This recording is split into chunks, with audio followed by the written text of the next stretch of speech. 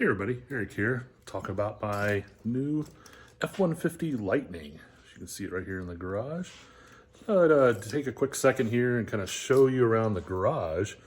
The Lightning's pretty cool and all, with lots of videos out there about the Lightning. You can see it here. I have a 2-post lift back there.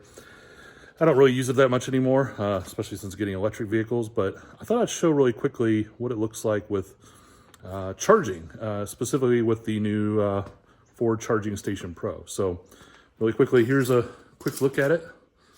I'll turn you around here in a second. We can look at the panel, but it is charging at a full 80 amps. So you can see here, as we go around the back,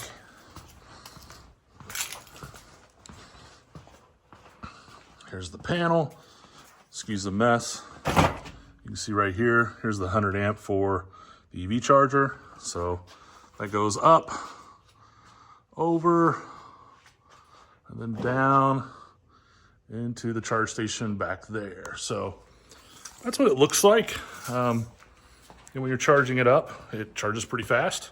I haven't done like actual numbers on it, but it's not bad. It's way faster than it was with the mobile charger, which I had up originally. I may show a picture of that here really quickly, but yeah, the only sort of issue with it is, and I'll turn you around again here to show you this. You have sort of a lot of cord. You obviously can wrap it around.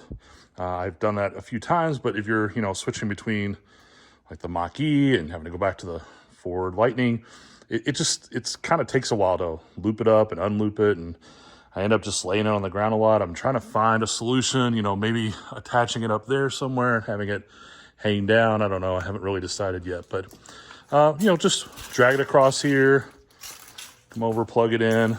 Obviously, I'm sure everybody's seen it, but ports here.